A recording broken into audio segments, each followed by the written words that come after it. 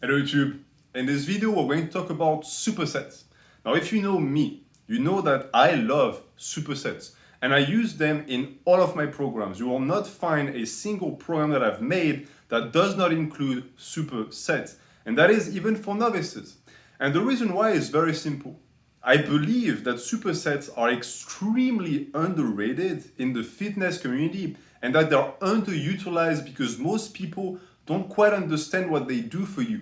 And so I believe that regardless of your level, even if you just got started, you need to implement supersets. So, what exactly is a superset? Well, the concept is extremely simple. A superset is one exercise that follows another exercise. That's just the basic explanation of it. After that, there are declinations of it because the concept evolves. You can add more and more exercises together to eventually reach the giant set. This is a concept that is mostly evoked by bodybuilders, although powerlifters and strongmen also use it because it's very practical. And that is the number one thing that I want to describe and discuss with the superset. The reason why they are going to become your best friends. It's because they are extremely practical in many aspects. One, they make you save a ton of time. And time is very valuable because you only have so many hours to invest in the gym, right? And you want to get the most gains from that time as you can, right? Well, then wouldn't it make sense to cut down on rest time to do more lifting? It does, okay? But that leads to another problem, right? A lot of people will tell you, well, that's good and all, but I need that rest to perform. And if I do a superset, I'm going to reduce my performance, so I'm shooting myself in the foot. Now I'm doing something 50-50 instead of doing 100%. And that is not true. There is one counter argument I hear about supersets that is simply not correct. Because your body is an ensemble of muscles. And yes, they all function with the same lungs, the same heart, the same recovery system. But when you are within the workout, when it comes to exhaustion, they are all doing their own thing. I don't know if you knew that, but if you do a set of curls and after that you do a set of calf raises, it has no impact on your performance on the calf raises. And that is something that a lot of people don't grasp, understand, or accept. And they think that by doing a superset, you're naturally going to go down in performance. And to that, I tell these people, just do the experiment. You don't risk anything at doing the experiment. Go into it and try and note your performance. And if you want another day, come and do it without the superset. Just do one exercise, and the first day you do the one and then the two. And you'll find, if you're honest with yourself, that your performance did not degrade. At the same level of recovery, it's the exact same. So that argument doesn't work, meaning that we can superset whenever it is possible, which is all the time. My training is only supersets. The programs I make are only supersets. And I know that a lot of you guys who jumped on my programs were a little bit hesitant at first, then you tried and you were like, well, that's actually doable. Wow. I spent all of these years doing a set of curl and then just sitting down and doing nothing when I could have done so much more. And that is the point. Because in reality, and that is especially true the more you progress, the amount of time you spend in the gym is like this. But out of this, how much time do you really spend lifting? Maybe this. How much time do you spend doing top sets, aka relevant intensity? Maybe this. So you have all of that time where nothing happened. We need to make sure that this bracket of quality expands itself as much as possible. And the best way to do that is not to skip the warm-ups. I'm already hearing some guys saying, whoa, skip the warm-ups. No. They're important. You need to warm up to get to your top set safely. So that's not something we can talk about. But there's another space in that bracket that is just free real estate. And that is the rest time. You spend so much time sitting on your ass. Is it really necessary? Do you think you need 3 minutes to recover from a set of, leg extensions? I don't think so. Your quads do, yes, but not the rest of the body. So after every single exercise like this, you do another one. And that is absolutely essential for bodybuilders, because if you start playing around with like body parts and you want to get as big as you can, you're going to quickly find out that there's not enough time in the week for you to do that, unless you only train. But for a lot of people, we don't have that luxury. So you're going to be stuck and you're going to have to make choices, because some body parts you just won't have time to train. Well, the solution is right there. Superset it. You have a body part that's lagging, superset it. And you need to grow your delts, okay, you do lateral raises. You can plug lateral raises anywhere in a program, anywhere. Just as long as it doesn't follow or precede a press, you're good. Do it, try it, and you'll find that it fits perfectly because supersets really go anywhere. So the idea that there is a specific spot for superset is not true. There is a specific spot for supersets that are going to include two muscle groups that are similar. That is something that I rarely do. So 99% of the time, it's not a problem. As long as you work antagonistic muscle groups, you will not run into this problem. So this is the number one thing I want to share with you. There is no difficulties in bringing supersets into your program. If anything, there are difficulties at not bringing them in. Because once you start them and you do them all the time, you're going to find out that you really did yourself a disfavor by not starting sooner. So that is the concept of the superset without all of the myths attached to it, and is the reason why I do it.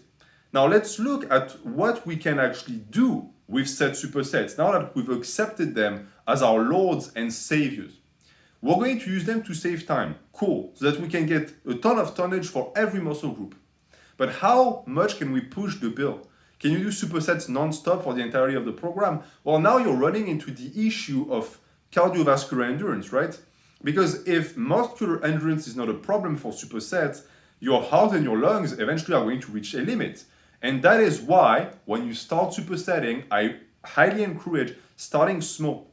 Do what is essentially known as a bi-set, 2 exercises, one and then the other. Don't do more.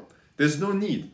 Because one, you just don't need that at your level, you don't need that much tonnage. And two, you might not have the work capacity built in yet to do that, and it's just going to build a bad relationship with supersets. So just start with the biset, and then don't move to the triset yet. Multiply the bisets within the day instead, and do them more frequently throughout the week. That's how you start. Before you start to expand the superset per se, expand the numbers of it in your training program. That is the safest way to go about it. But you will find that even novices on a single day can do from 1 to 2 supersets, meaning that they can do from 1 to 2 bisets that can be 3 sets each. So in reality, it's 3, 3, 3, 3, a total of like 12 sets. That is doable for novices, as long again as they're not the same muscle groups. That is more advanced. That is for later. So now we're looking at supersets in a more practical fashion. That's what they look like. For now, they start as a pair of exercises. What exercises do we pair? Well, you can really pair whatever you want. That is the beauty of it. But then you have to look at your template. If it's an upper lower, well, then now it gives you some indication of what you can do. If it's a full body, you can do whatever. Whatever exercises you think go well. I'm not going to describe in this video the muscle groups and the exercises I like the best for supersets. I have several different videos prepared on the side for that. But I want you to experiment.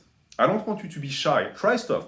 For me, for example, I've found out that doing an horizontal press followed by a flexion or extension of the elbow, whatever you want to call it, like a skull crusher, actually increases my performance instead of decreasing it like a lot of people would think.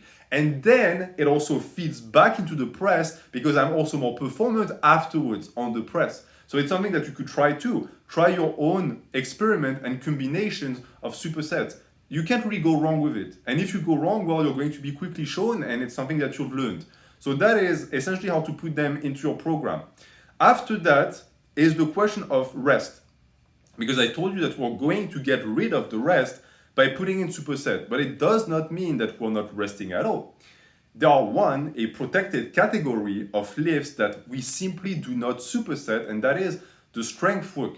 I am a firm believer that strength work should not be supersetted because it is true that even though supersets don't take away from your muscular endurance, they take away from your focus because you enter a flow state, a more repetitive state. And I think that when you lift supra-maximal loads with your top intensity for your hard sets, you need to be like laser focused. I don't want your focus to be on, okay, after this, I'm supposed to do a calf raise. No.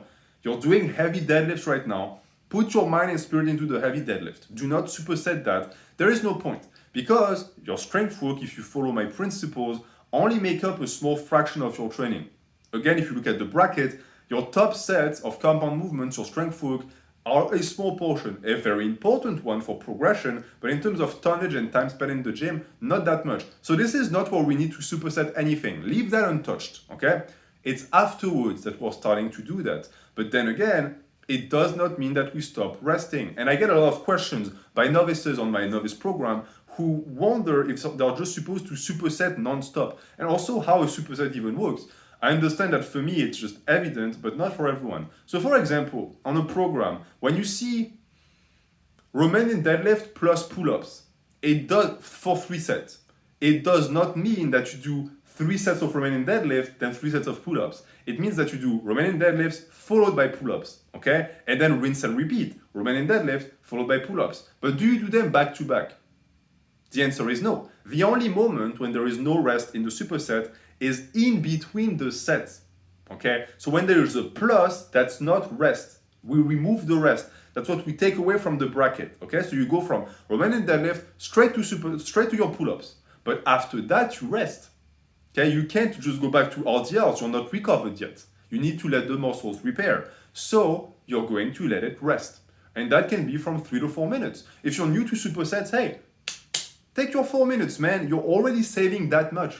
Because if you did it the old school way and you did 3 sets of RDLs with 4 minutes each in between, then 3 sets of pull-ups with 4 minutes in between, well, that's a grand total of, and I don't know how to count, I think it's 24 minutes wasted just sitting on your ass doing nothing. With the superset, you're at 12 minutes. So even if you increase by 1 minute, okay, now you're at 15 minutes, you still saved 10 minutes. So you're good. Take your time in between the sets. This is how it works.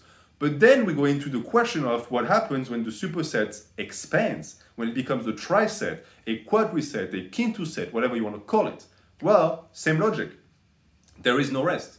You go, and at the end of the set, the exercise that concludes the set leads to rest. And you rest 4 minutes again, and then you start the set again. And that creates a brand new challenge, right? The longer the set, the tougher it's going to be on your cardiovascular system. So you have to be smart. I personally recommend never going above 4 or 5 in terms of like exercises in the superset. Because after that, you also run into the issue of a time efficiency strategy becoming what we call in French chronophage, which essentially means time devouring. It becomes something that it was supposed to combat, because you are now becoming too greedy with your supersets. And you will find one thing with supersets, they save time, yes, but they can also make the training session seem to take forever, because if you have to do 5 exercises in a row, even if you go boom, boom, boom, boom, boom, that's a lot of time. That set is going to take you a lot of time. And in a way, it also is the reason why, and I'm going to talk about it right now, more advanced applications of supersets include removing the rest at the end. Because if you get to a high enough level of cardiovascular endurance, you won't be fatigued after 5. And if you look again at the way the superset is scheduled, 1, 2, 3, 4, 5 exercises, you start with this one, then by the time you get to the 5th one, there's at least 6 or 7 minutes that passed. That's how long it could take, because you have to move around and actually do the exercise. So you have plenty of time to recover from exercise 1, so you don't need to rest after exercise 5. That is when supersets become hell, because you don't get any rest. In my training, I don't rest. I don't need to rest. I go from exercise to exercise until all of them are done 4 times. That's my 4 sets of the superset, and I'm done. Most people just cannot do that. And on top of that, again, that's 7 or 8 minutes per set. So you do your 4 sets, that's almost 40 minutes for 4 sets. Now it's starting to take a lot of time. Do you want to do that? It's possible to just do that and get done with all of your exercises at once, but this could actually lead to a decrease in performance, because the longer the superset is, the more of a chance that the other lifts are going to have a negative impact on one of their brethren. And there is something to keep in mind. The more lifts you add, the more of a chance you have of lowering performance. So you need to keep an eye on that, man. Don't do the mistake of thinking, well, I'm just going to take all of my program, putting into one superset, which is called a giant set, and get rid of all of it and be done in an hour with something that should have taken 3 hours. Well, if it should have taken 3 hours, is it really doable in one? maybe you actually need some of that time of the 3 hours. So instead of going from one extreme to the other, why don't you find an in between? Instead of doing 3 hours, why don't you do 2? That would save you a ton of time. You still make use of supersets, but now you're not an extremist and you're actually making proper use of a strategy. Don't let your training turn into aerobics. Because in truth, if a superset saps your progression and you can't actually increase tonnage anymore, well, there is really no point, right? It started as a good thing. You tried to add more exercises to up the tonnage, and so your tonnage did this, but now you can't progress anymore, so it stagnates. So again, not a good idea. And on top of that, keep in mind one thing. When you use supersets and you plug a new exercise in, you're essentially raising your tonnage by a ton. And that can be dangerous for recovery. So be careful if you do that. I would encourage most people to, instead of including new exercises, to look at their program and see what would make sense in terms of combinations. Look at your program and think, well, I do that set at this moment, this at this moment, maybe I can just put them together. If you look at my program reviews, that's what I do all the time. I don't create new lifts, I don't have to. I just look at two things that make a ton of sense, and instead of just having them do their separate things, I put them in the same set, I save the guy 10 minutes, 15 minutes, and I'm done. And the beautiful thing about this is that you can look at a program, you can give me any program, and I can shrink it without actually taking any lifts out. I usually take lifts out because they're junk volume, but a lot of the time, even if I don't do that, I can save you 40 minutes on a 2-hour program without taking any of your lifts out, without reducing your performance. Simply via the power of supersets, but it's also because I know balance and I know when not to go too far. And going too far leads again to the concept of the giant set. A giant set is, in my opinion, when you have 4 or more sets, meaning that from 2 to 3 sets, it's a superset or a triset or a biset, and above that, it's a giant set. So 4 to 6 exercises is the sweet spot. I would tell you never to go above that. Even 6 is overkill. 4 to 5, and then above that is just the realm of the inutility of what used to be a valuable concept.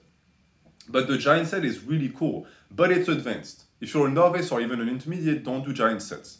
And also keep in mind one thing with giant sets, you would be better off doing certain movements in the giant set that are not too demanding, so it's most likely going to concern small muscle groups.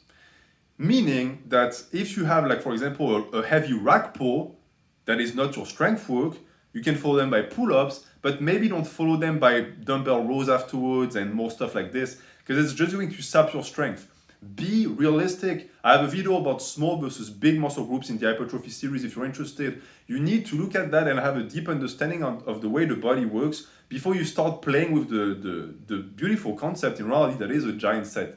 But I believe that if you slowly graduate, you're going to get there. And if you look at my programs, if you see me including giant sets, even in novice programs, I sometimes do it, it's always easy stuff like calisthenics, abs. You can giant set abs, neck, calves, and I don't know, forearms all day, every day. They're small muscle groups. It's not going to burn you out. You're not going to lose performance. So it's something that is actually acceptable, even for people who are brand new to it.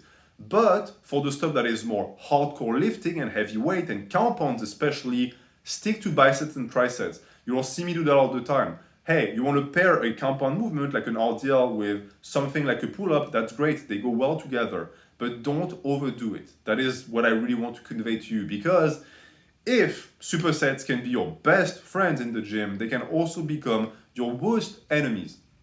And for the concept of the giant set, as I said, there is no rest. This is also the reason why you're going to hate them with a passion, is because they just keep going and going and going until you're done. And that saves, of course, a ton of time, as I said. And you'll find also that if you are, again, more advanced, you can actually do certain compound movements that are going to be very taxing on your cardiovascular system as a challenge to include, because even though it's going to be very taxing on your heart and lungs at the start of the giant set, it's going to temper down. And I'm going to finish with that. For people who are interested in high intensity cardio, that's the best thing you can do. Like start with a set of post squats that is not supposed to wind you, by the way. If it winds you, you have low cardiovascular endurance, and then just keep moving and see what it does to you. The difference between a sprint that you can then follow by just walking and a sprint that is followed by a jog is night and day. Because when you are forcing the body to jog after a very intense sprint, your body hates you. It's like soaking oxygen in the cells, and it's like, stop, stop moving. Like we just did something very intense, please stop moving, but you just keep going. Same for the squat. You could do a set of pause squats and just sit down and be like this, fine, you can breathe easy. Do a set of pause squats and then do some leg raises. Do some like forearm movement. Even though these movements are not tiring at all, you're going to start breathing heavy because your body is not given the time to recuperate. And that is a very good way to boost your work capacity, by the way, for the people who are more athletically inclined or for bodybuilders who want to live above the age of 40 and not die of a heart attack. So that was the video about supersets. If you have any questions, please let me know. I'm sure that there are things that I didn't cover. And as I told you, I have other videos about the topic planned, but that will be for another day. Thank you for watching. Have a good day.